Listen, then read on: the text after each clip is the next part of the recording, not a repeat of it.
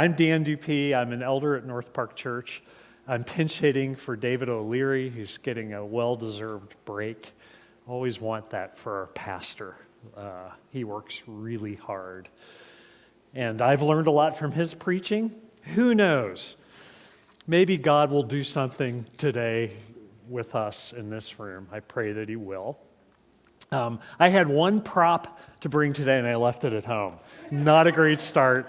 You know, it's ideally, I kind of imagine this meditative, quiet environment that Carol and I have a lot. But our environment was 3 children, 3 years and under.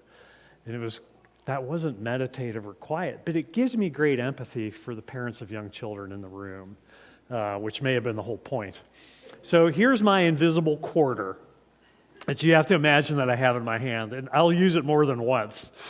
And it has George Washington on the front, but it doesn't have anything on the back. It's just flat metal. And I want to get candy in Mr. Rogers' neighborhood with my quarter. I think I can maybe get 2 Jolly Ranchers. I don't know what you can get for a quarter. So I walk in with my quarter that has George Washington and nothing on the back. How many pieces of candy am I going to get?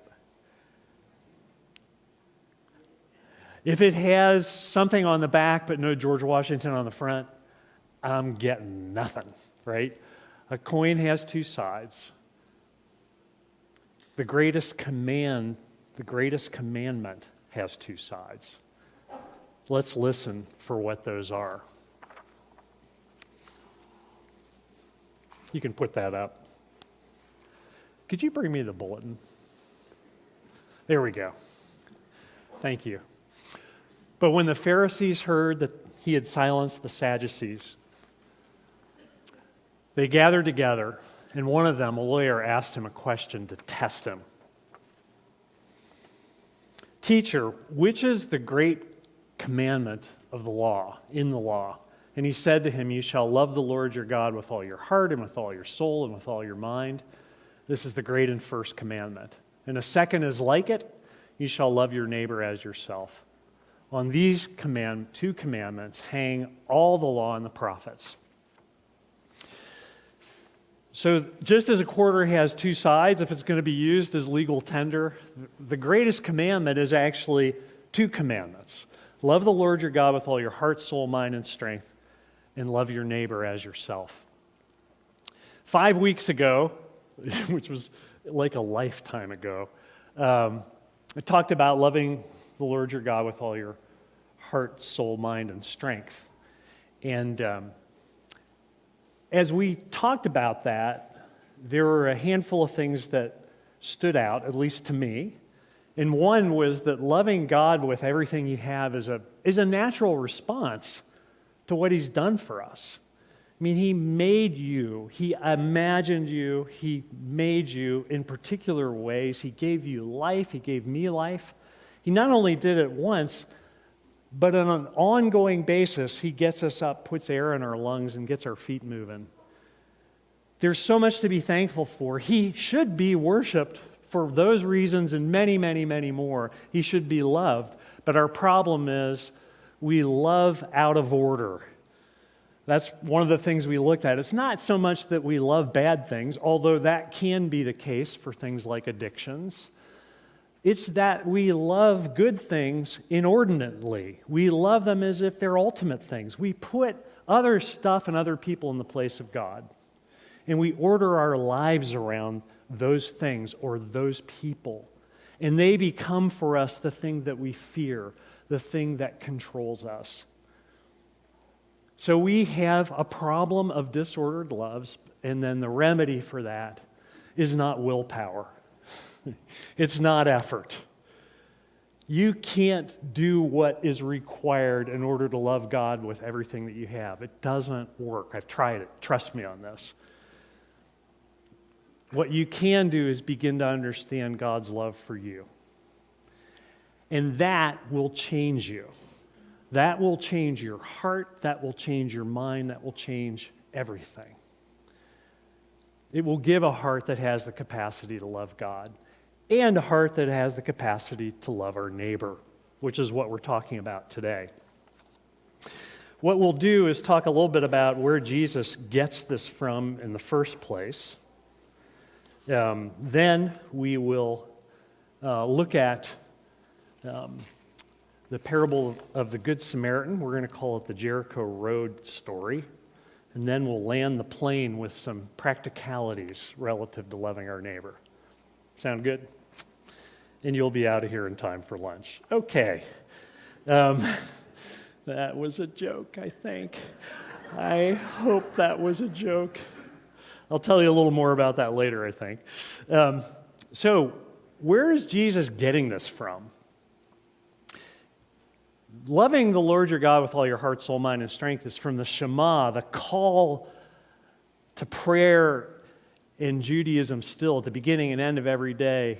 Hear, O Israel, the Lord your God is one. You shall love the Lord your God with all your heart, with all your soul, with all your strength. And, that's pretty clear. Boom, there it is.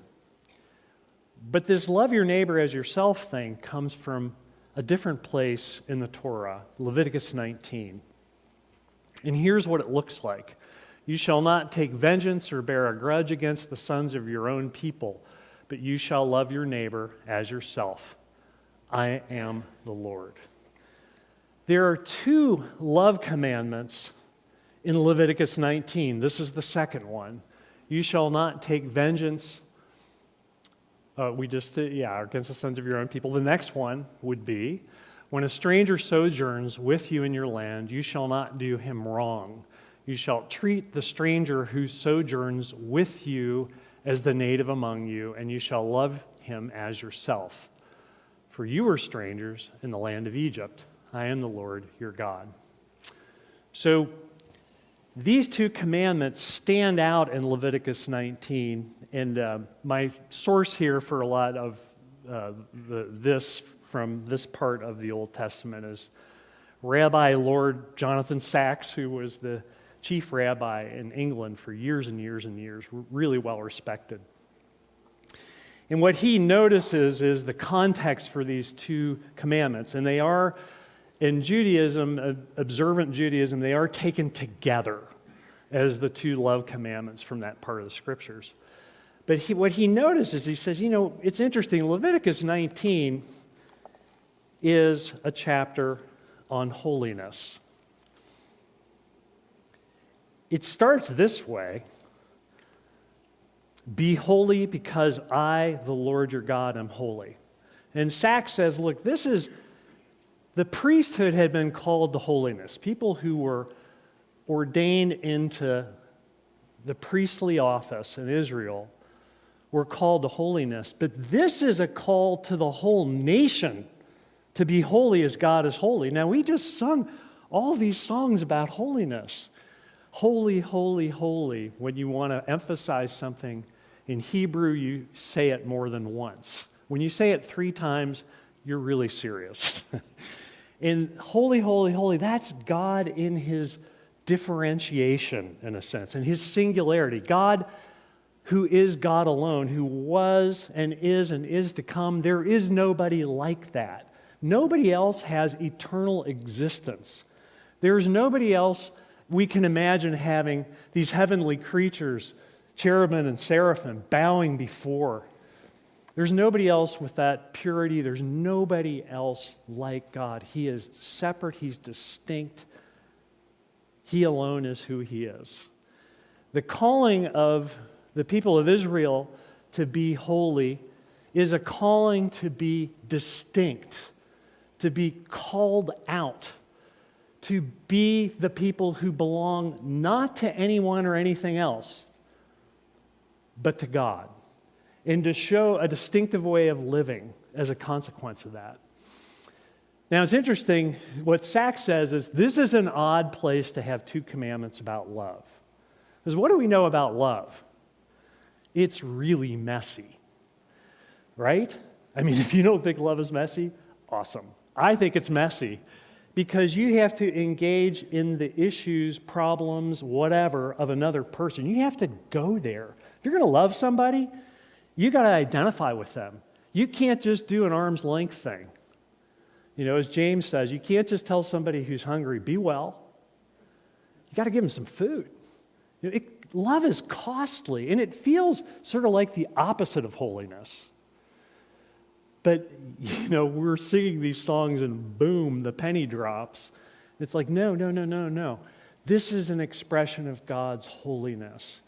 Because the kind of love that God brings to us and He charges us to bring to other people is like no other love. Indeed, it is an expression of God's holiness. So those are the two love commandments. We're going to deal with the first one, having to do with love of the neighbor. Quick comment on love of the stranger. It shows up twice in the Old Testament as love of the stranger. Strangers, sometimes it's translated alien, sometimes it's translated foreigner, it could be translated immigrant. But the consistent message to the people of God is treat the person who's not from here the same way you treat a family member. Because remember when you were in Egypt, you weren't from there. And remember what it was like to be treated a certain way. There's 2 love commandments relative to the treatment of the stranger. There are 34 other sets of instructions in the Old Testament for how you're supposed to treat somebody who's not from here. And look, this is not a sermon on immigration policy. That's somebody else can do that. It's over my head. But it does suggest to us as believers that we don't have the luxury of hating people from other places. We don't. We don't even have the luxury of fearing people from other places. Our marching orders are to welcome those folks as we would welcome a family member. And if you could be really mad at me about that, I'm just telling you what's here. So on to loving the neighbor. That's where it comes from. To get into the roots of this, we're going to go back to Genesis. Of course we are. What happens in Genesis? Well, God creates everything from nothing, and then He takes the something that He created from nothing and makes it into something more. He orders it. He creates the skies, the heavens. He creates the seas. He creates the earth. You heard references to those. You'll see that all through Scripture. You'll see it in the things we sing, God of wonders, heaven and earth and sea. He does all that. And at the end of each day, for 5 days, He says, it's good. And I'm thinking if God says something's good, woo, He has high expectations for things. So it's good's like, kabam, like, I like this. 5 times. At the end of the 6th day, He says it's very good. So why is it very good? Well, for one thing, it's complete. Now, it isn't complete in the sense that it can never change. The whole point of being a human is that God allows us to take what He's made and do something with it, which is pretty great. But it's complete in that there doesn't need to be, everything we need, we have. Everything God wanted, He made. But the biggest reason it's very good is because He made a creature different from everything else that He'd made. One creature who would be stamped with His image. One creature who would bear His likeness. One creature who would have the weight of God's goodness, glory, the whole thing stamped into Him. And this is something I think we could spend more time with. Human beings are made in the image of God. That person I'm shaking my fist at on Route 8, this is purely hypothetical, by the way, I've never done this. That person I'm shaking my fist at on Route 8, they're an image bearer. Remember when Jesus is being quizzed on the question of paying the imperial tax? Is it right to pay taxes to Caesar, or is it not right? And He says, take out a coin. Of course, if it were me, I'd say, I have an invisible coin. Would you like to see that?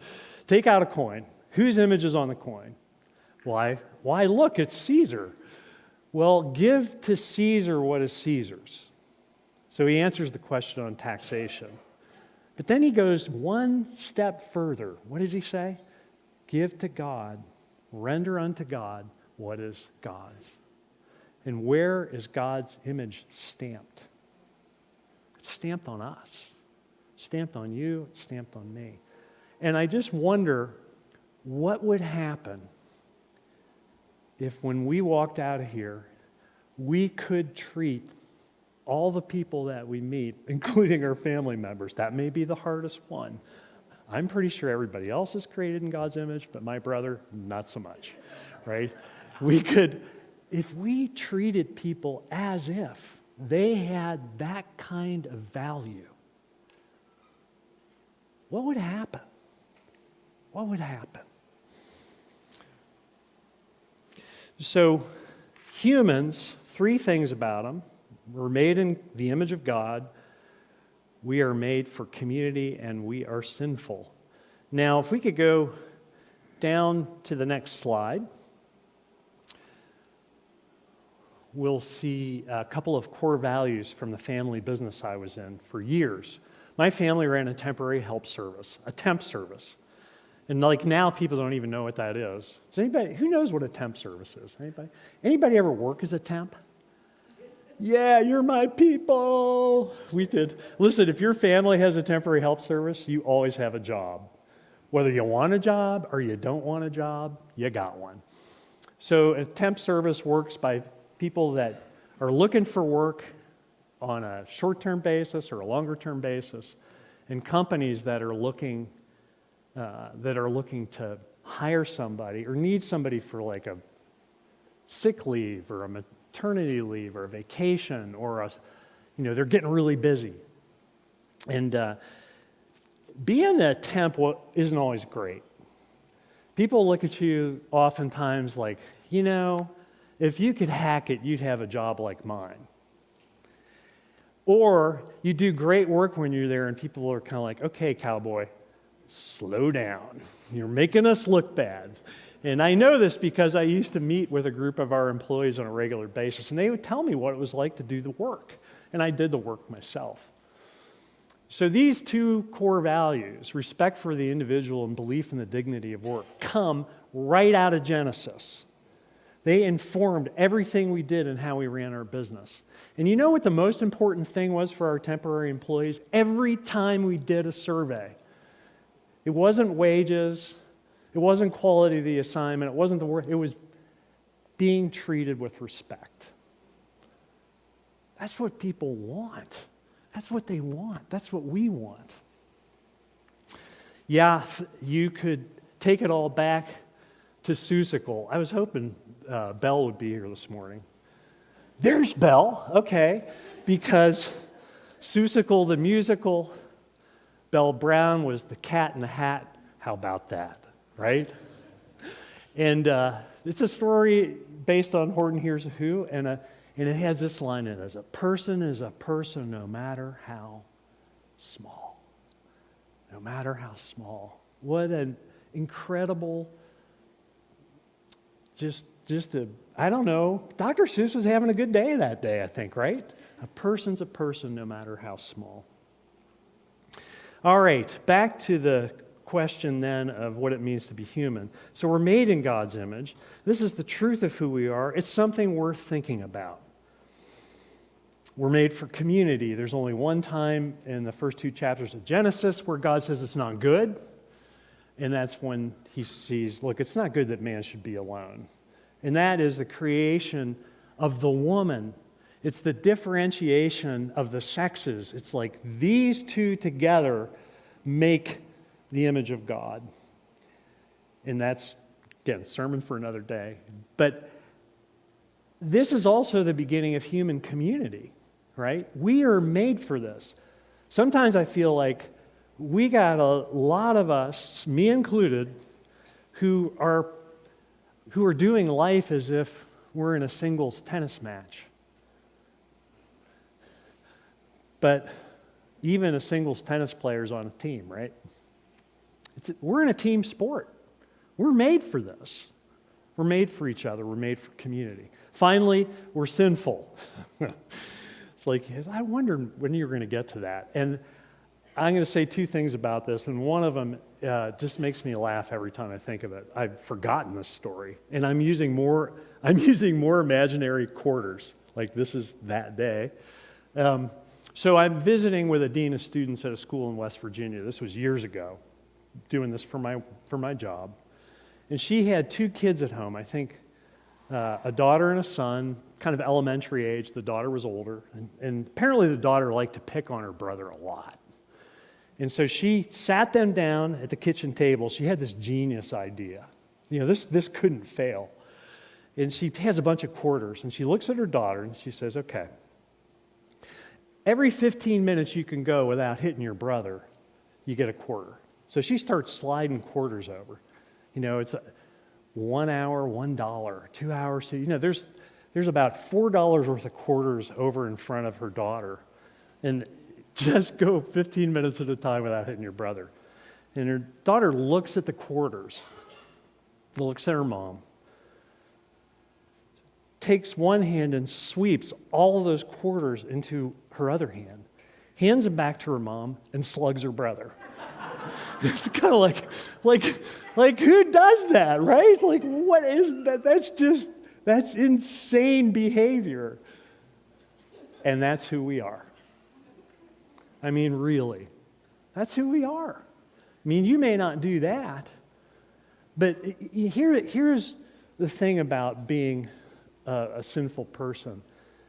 It's a truth, but when you understand who we are as created in God's image and the care He has taken in making us, to me, what it's like is it's as if we've been invited into the world's most beautiful Gothic cathedral, with the high ceilings and in the stained glass windows with sunlight streaming in through all those brilliant colors.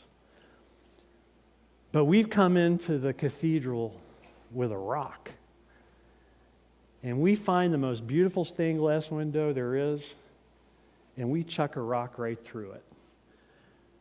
That's the part of us it's grievous. It's grievous to God, it's grievous to us, but it's true.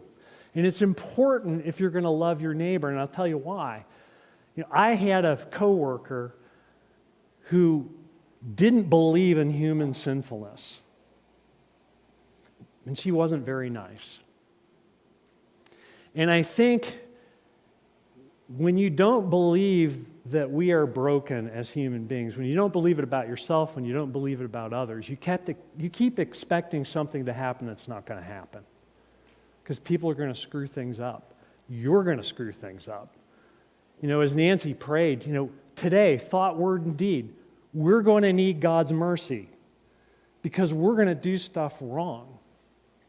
So that's part of what it means to be human too. And when we're called to love our neighbor, we're called to love our neighbor in all three of those dimensions. We're called to love somebody made in God's image. We're called to love somebody who needs community. We're called to love somebody who's broken just like us. All right, the Samaritan story, the Jericho Road story. It's been read, so I'm going to refer to it rather than read through it again. You know the story in its outline. It just makes me laugh because this is another moment of the greatest commandment.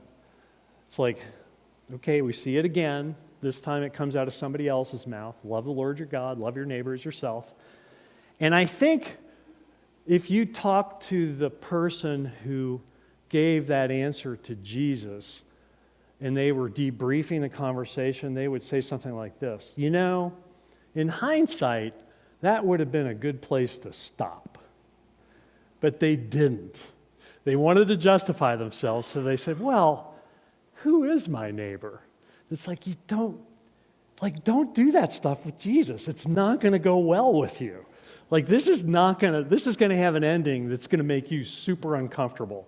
And so the story gets told of a guy on the Jericho Road, which I think Jericho and Jerusalem are about 23 miles apart. Jericho's low, Jerusalem's high.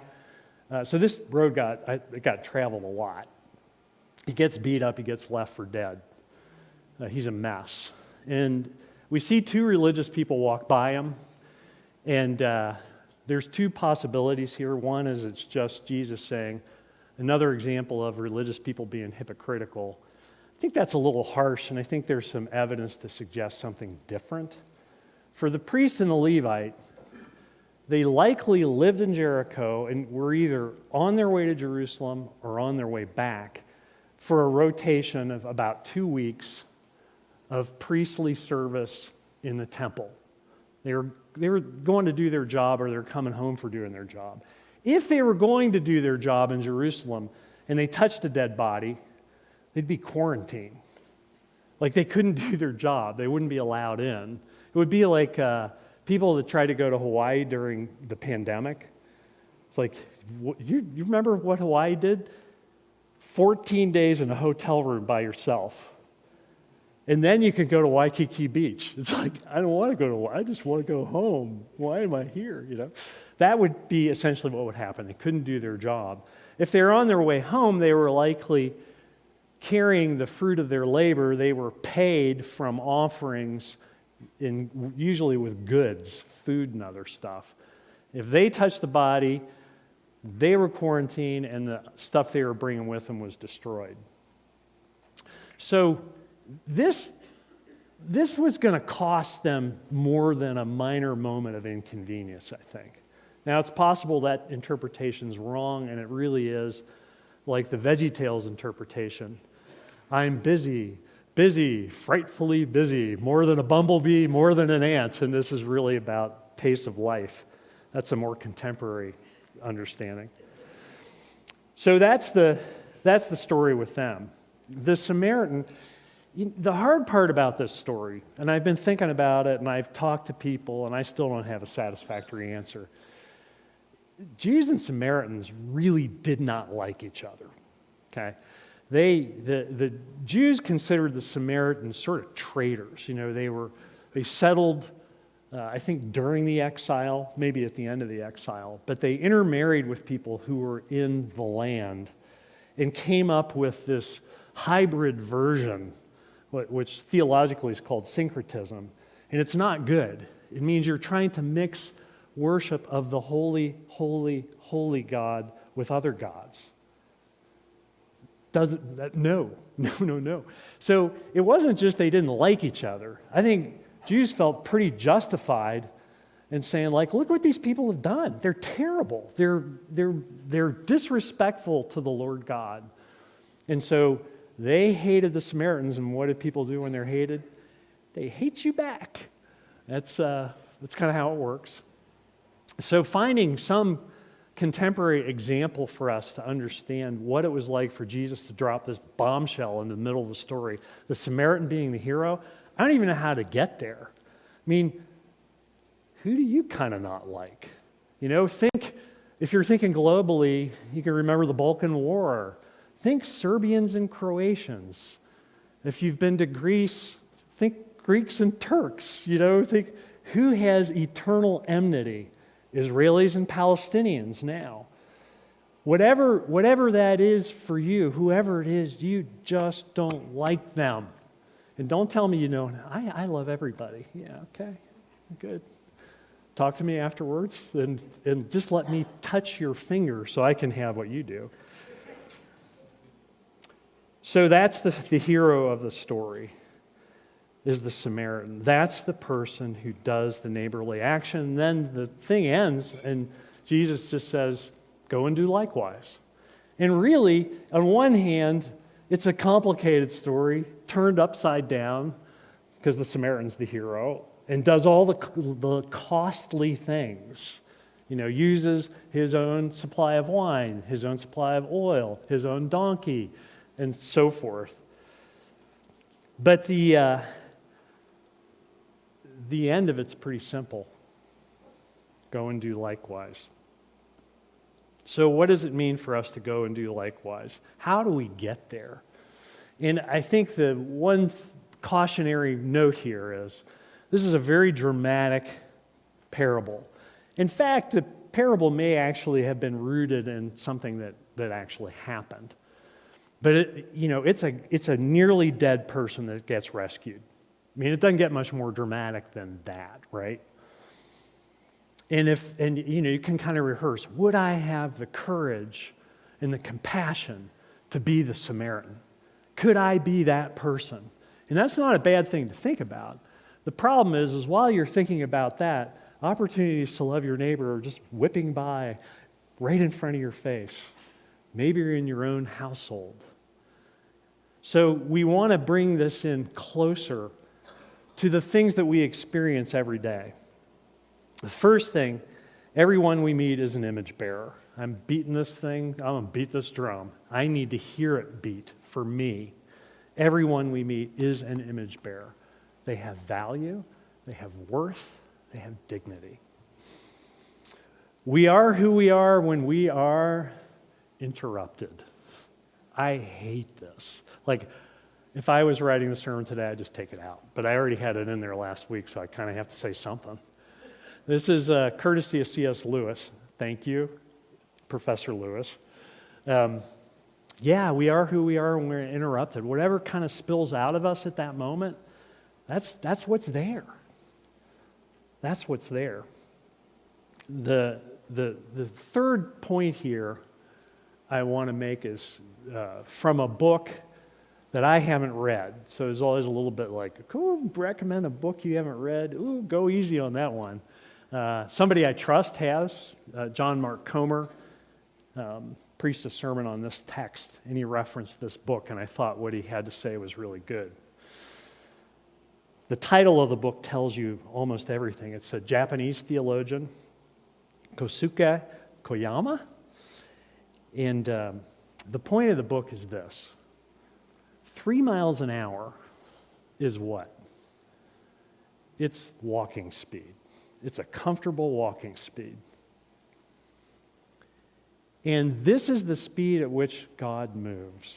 And when you think about it, it's pretty crazy that this story on the Jericho Road is a walking story. What story post-resurrection do we read that's a walking story? The Emmaus story. 2 people walking from Jerusalem to their hometown, and Jesus comes alongside and walks with them. In our day and age, perhaps the greatest barrier to doing likewise, as Jesus is inviting us to do, is pace.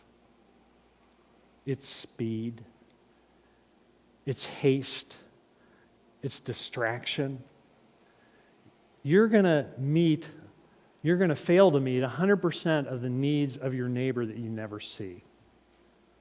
And for me, the fact that I'm busy on to the next thing makes it hard to see the needs that my neighbor has. In fact, a couple more things on this 3 miles an hour. The person I've walked the most miles with, other than Carol, we've worn Pie Trainer out, but is the guy with the long white beard, Mark Franson, a.k.a. the Swede, whose wife Nancy prayed this morning. And the Swede and I have hiked all over the place. And I just remember being a younger person with a backpack, in the mountains somewhere.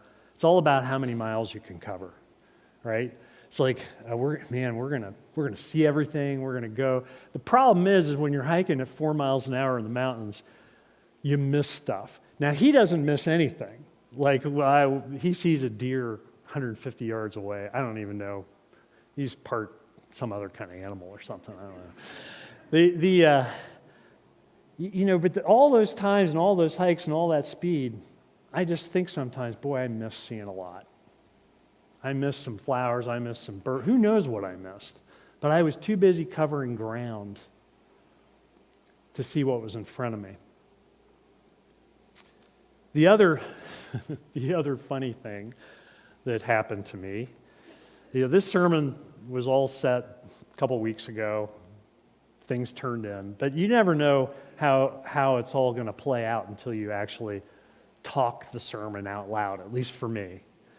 And so I've just, so many things are happening in our lives. I just wasn't getting to that place where you have, just give me an hour of uninterrupted time. So Friday afternoon, I have an hour of uninterrupted time. The house is empty, and I start walking to my study to work on this sermon on loving your neighbor. And I look out the front door, and who's sitting in my yard? Never seen this before, but my neighbor. Yeah, you're starting to pick up on this already, right? I don't know why my neighbor's there, but I have to work on the sermon on loving my neighbor, so I'm just going to, yeah. It was terrible. And then I went by again, I'm like, she's still out there. I was like, I'm pretty sure she's just taking a break. She'll be gone. I can work on my sermon on loving my neighbor. So I go out, she's sitting in the shade. Hey, how's it going? So what's going on? Well, I've got a gas leak in my house, and I had to get out of there, and I'm waiting for the utility to come, and I'm concerned my house is just going to blow up. Okay, that's not what I was thinking you were doing. So we just sat down and talked about tennis and talked about stuff. And she did occasionally say, I'm going to hate it so much if I'm going to be so mad if my new kitchen gets blown up. I'm like, okay, just easy. If my shutters get blown off, I'm going to be okay, hopefully none of that's going to happen. And after a while, the person from the gas company came, found the leak, fixed it, and she was allowed back in her home. So I go, I'm back in. I'm like, I still got time. I'm working on I'm 50% of the way through. Ding dong. Like, we haven't had somebody ring our doorbell in weeks. So I go there, and there's two Hampton kids, like middle school kids, that are raising money for Hampton football. And if you know something about our family, it's a boy and a girl, and they're twins. And it's like, you're my people. You are twins. I will buy everything you have. You have come to the right place, my friend. So I finally, and then it's game over. We got family coming from out of town with little kids. We got, that was it. And I'm thinking, I got to work on this sermon on loving my neighbor. These people keep interrupting me. Oh my gosh. There it was. It's not for nothing that in 1 Corinthians 13, Paul's transcendent chapter on love, when he begins to actually describe what love is, what's the first thing he says? Love is patient. Many of our opportunities to love our neighbor happen at inconvenient times. They do. Probably 50% or more of Jesus' acts of ministry come as a consequence of interruptions. You read the Gospels, it is just like, sometimes the interruptions have interruptions. The father of the Jairus comes and says, my daughter's really sick, she's at the point of death. That's an interruption. Okay, we're going to his house. And then a woman who's had bleeding for 12 years touches his hem, and it's like he knows something's happened. And that's an interruption of an interruption. That's sort of how it worked. So finally, concluding, we can certainly and should want to love by intent. We've done a thing here called Pray, Bless, in Jesus. And the point of Pray, Bless, in Jesus, or PB&J, is not just to have a snappy acronym. These are really thought out opportunities to bless somebody, to affirm somebody, to give gifts that someone can use, to take someone to eat, to listen, to serve.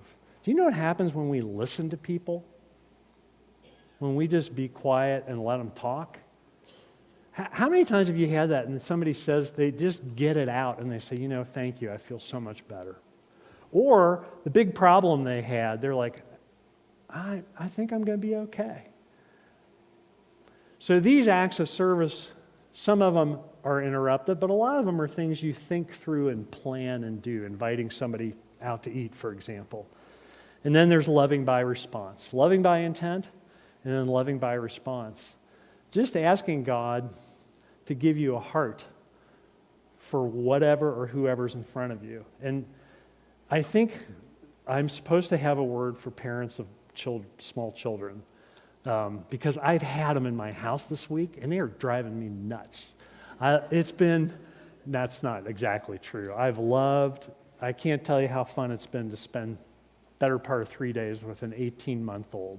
It's just been wonderful. But kids, they need what they need when they need what they need. And so your life, if you have small children, is just feels like a series of interruptions. Your neighbor right now may just be your children. That may be the call. In fact, I know it's the call, and it may be the limit of the call right now on your life. But think of the training you're getting for the way love actually works. Because you have to be patient. You have to move at 3 miles an hour. You have to be present with your kids. So we see the man on the Jericho road, and we have the invitation from Jesus, who loves us so greatly, to go and do likewise. May it be so. Let's pray. Lord, we long to love as you love. And we know we don't have in us what is required to do that. But we also know that the work you've begun in us, you intend to bring to completion. So God, we ask that this week, you help us pay attention to what's around us, that you'd help us trust you for the moments where things feel out of control, and that you'd help us respond to the needs of the people around us in a way that puts on display the deep, deep love of Jesus. We pray in your name. Amen.